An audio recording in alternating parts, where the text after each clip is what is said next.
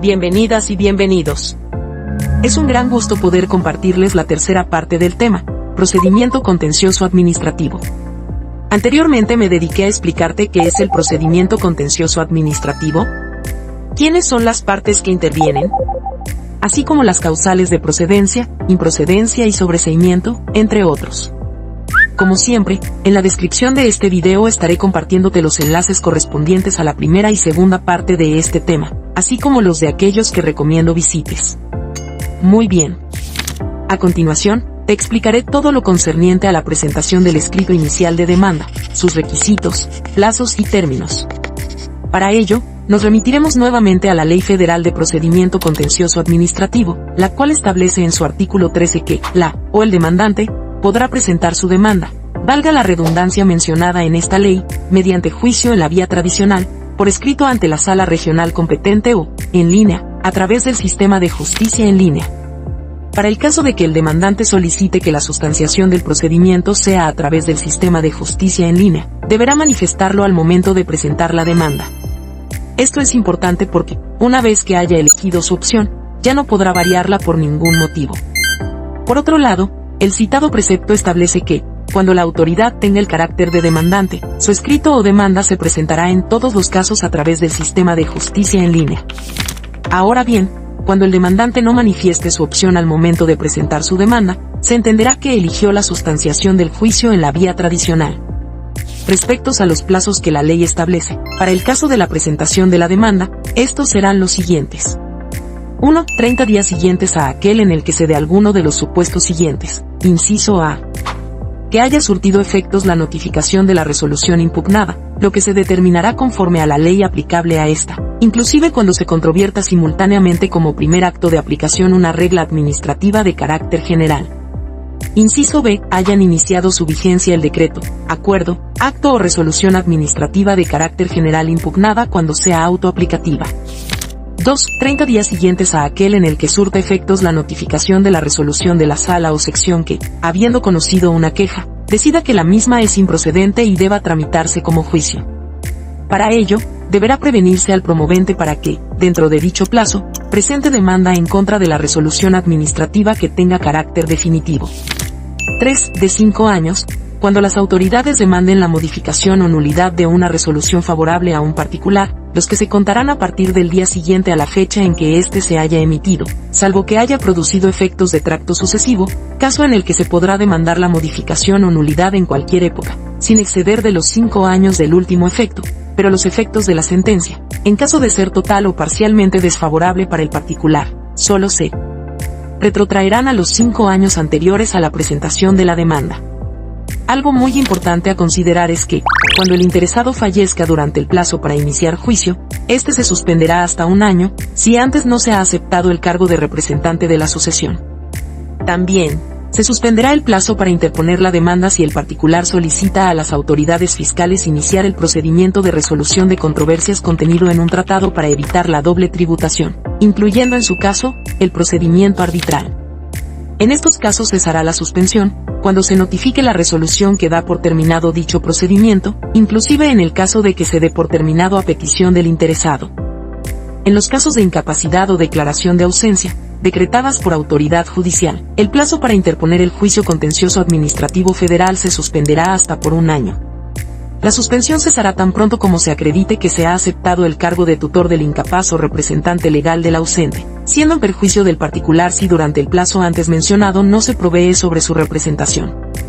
Expuesto lo anterior, ahora veremos cuáles son los elementos que debe contener el escrito de demanda. Conforme a lo establecido en el artículo 14 de la Ley Federal de Procedimiento Contencioso Administrativo, deberá indicarse lo siguiente. 1. El nombre del demandante, domicilio fiscal, así como domicilio para oír y recibir notificaciones dentro de la jurisdicción de la sala regional competente, y su dirección de correo electrónico. 2. La resolución que se impugna. En el caso de que se controvierta un decreto, acuerdo, acto o resolución de carácter general, precisará la fecha de su publicación. 3. La autoridad o autoridades demandadas o el nombre y domicilio del particular demandado cuando el juicio sea promovido por la autoridad administrativa. 4. Los hechos que den motivo a la demanda. 5. Las pruebas que ofrezca. En caso de que se ofrezca prueba pericial o testimonial, se precisarán los hechos sobre los que deban versar y señalarán los nombres y domicilios del perito o de los testigos. En caso de que ofrezca pruebas documentales, podrá ofrecer también el expediente administrativo en que se haya dictado la resolución impugnada. La remisión del expediente administrativo no incluirá las documentales privadas del actor, salvo que las especifique como ofrecidas. 6. Indispensablemente, los conceptos de impugnación. 7. El nombre y domicilio del tercero interesado, para el caso de que exista. 8. Lo que se pida, señalando en caso de solicitar una sentencia de condena, las cantidades o actos cuyo cumplimiento se demanda. En cada demanda solo podrá aparecer un demandante, salvo en los casos que se trate de la impugnación de resoluciones conexas, o que se afecte los intereses jurídicos de dos o más personas, mismas que podrán promover el juicio contra dichas resoluciones en una sola demanda. En los casos en que sean dos o más demandantes, estos ejercerán su opción a través de un representante común. Asimismo, el magistrado instructor requerirá a los promoventes para que en el plazo de 5 días presenten cada uno de ellos su demanda correspondiente, apercibidos que de no hacerlo se desechará la demanda. Asimismo, continúa la ley, en su artículo 15, estableciendo que, el demandante deberá acompañar junto con su demanda lo siguiente. 1. Copia simple de la demanda y de los documentos anexos. 2. El documento que acredite su personalidad o en el que conste que le fue reconocida por la autoridad demandada, o bien, señalar los datos de registro del documento con la que esté acreditada ante el tribunal, cuando no actúe o gestione en nombre propio. 3. El documento en que conste la resolución impugnada. 4. Para el caso de que se impugne una resolución negativa ficta, deberá acompañar una copia en la que obre el sello de recepción de la instancia no resuelta expresamente por la autoridad. 5. La constancia de la notificación de la resolución impugnada. 6. Cuando no se haya recibido constancia de notificación o la misma hubiere sido practicada por correo, así se hará constar en el escrito de demanda, señalando la fecha en que dicha notificación se practicó. Si la autoridad demandada al contestar la demanda hace valer su extemporaneidad, anexando las constancias de notificación en que la apoya, el magistrado instructor procederá conforme a lo previsto en el artículo 17, fracción V, de esta ley. Si durante el plazo previsto en el artículo 17 citado no se controvierte la legalidad de la notificación de la resolución impugnada, se presumirá legal la diligencia de notificación de la referida resolución. 7. El cuestionario que debe desahogar el perito, el cual deberá ir firmado por el demandante.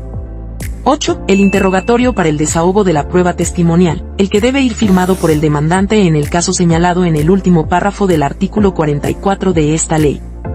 9. Las pruebas documentales que ofrezca. Los particulares demandantes deberán señalar, sin acompañar, los documentos que fueron considerados en el procedimiento administrativo como información confidencial o comercial reservada. La sala solicitará los documentos antes de cerrar la instrucción.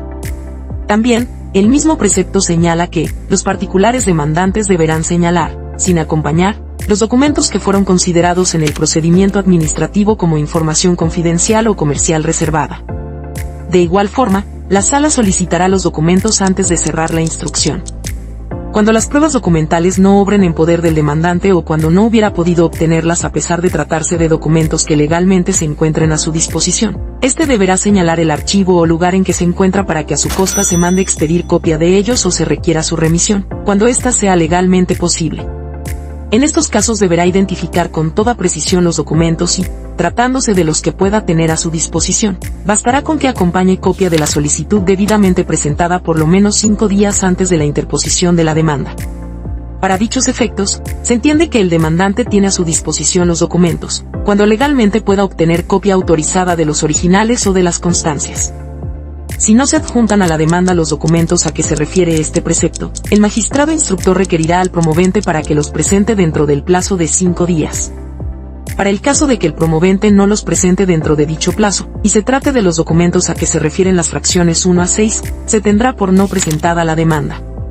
Por otra parte, el artículo 16, de la ley en estudio, establece un conjunto de reglas a seguir cuando se alegue que la resolución administrativa no fue notificada, o que lo fue ilegalmente, siempre y cuando se trate de las impugnables en el juicio contencioso administrativo federal. Dichas reglas serán las siguientes. Primero, si el demandante afirma conocer la resolución administrativa, los conceptos de impugnación contra su notificación, y contra la resolución misma, deberán hacerse valer en la demanda, en la que manifestará la fecha en que la conoció. Segundo, Si el actor manifiesta que no conoce la resolución administrativa que pretende impugnar, así lo expresará en su demanda, señalando la autoridad a quien la atribuye, su notificación o su ejecución. En este caso, al contestar la demanda, la autoridad acompañará constancia de la resolución administrativa y de su notificación, mismas que el actor deberá combatir mediante ampliación de la demanda. Tercero, el tribunal estudiará los conceptos de impugnación expresados contra la notificación, en forma previa al examen de los agravios expresados en contra de la resolución administrativa. Si resuelve que no hubo notificación o que fue ilegal, considerará que el actor fue sabedor de la resolución administrativa desde la fecha en que manifestó conocerla o en la que se le dio a conocer, según se trate, quedando sin efectos todo lo actuado en base a dicha notificación, y procederá al estudio de la impugnación que se hubiese formulado contra la resolución. Si resuelve que la notificación fue legalmente practicada y, como consecuencia de ello la demanda fue presentada extemporáneamente, sobreseerá el juicio en relación con la resolución administrativa combatida. Para finalizar, daré lectura a una interesante tesis de jurisprudencia, relacionada con lo que previamente te expliqué. Registro digital, 170.712. Novena época. Materia, es administrativa. Juicio de nulidad. Si el actor niega conocer el acto administrativo impugnado, la autoridad al contestar la demanda debe exhibir constancia de este y de su notificación. Si bien es cierto que el artículo 68 del Código Fiscal de la Federación contiene el principio de presunción de legalidad de los actos y las resoluciones de las autoridades fiscales, también lo es que el propio precepto establece la excepción consistente en que la autoridad debe probar los hechos que motiven los actos o resoluciones cuando el afectado los niegue lisa y llanamente. De ahí que el artículo 209 bis, fracción 2, del indicado código, vigente hasta el 31 de diciembre de 2005, cuyo contenido sustancial reproduce el artículo 16, fracción 2, de la Ley Federal de Procedimiento Contencioso Administrativo, disponga que, cuando el actor en el juicio contencioso administrativo niegue conocer el acto administrativo impugnado, porque no le fue notificado o lo fue ilegalmente, así lo debe expresar en su demanda, señalando la autoridad a quien atribuye el acto, su notificación o su ejecución, lo que genera la obligación a cargo de la autoridad correspondiente de exhibir al contestar la demanda, constancia del acto administrativo de que se trate y de su notificación, para que el actor tenga oportunidad de combatirlos en la ampliación de la demanda. Lo anterior, porque al establecerse tal obligación para la autoridad administrativa, el legislador previó la existencia de un derecho a favor del contribuyente, a fin de que durante el procedimiento contencioso administrativo se respete su garantía de audiencia y, por ende, los principios de certidumbre y de seguridad jurídica de los que debe gozar, contenidos en los artículos 14 y 16 de la Constitución Política de los Estados Unidos Mexicanos, evitando así que quede sin defensa ante la imposibilidad legal de combatir actos autoritarios de molestia de los que argumentan no tener conocimiento. Máxime que según lo ha sostenido la Segunda Sala de la Suprema Corte de Justicia de la Nación al interpretar los artículos 207 y 210 del mismo ordenamiento fiscal, el magistrado instructor, al acordar sobre la admisión del escrito por el que se contesta la demanda de nulidad, debe otorgar a la actora el plazo de 20 días para ampliarla, pues de lo contrario se le dejaría en estado de indefensión al proscribir su derecho a controvertir aquellas cuestiones que desconoce o que la demandada introduce en su contestación. Con esto, finalizamos el presente video. Espero que el contenido haya sido de tu total agrado. No olvides dejar tu pulgar arriba, suscribirte y, sobre todo, recomendar este proyecto con aquellas y aquellos que estén interesados en conocer más sobre esta hermosa rama del derecho público. Dudas, sugerencias, propuestas, recomendaciones, etc., puedes escribirlo en la sección de comentarios, o bien, al correo electrónico que a continuación aparece. Muchas gracias.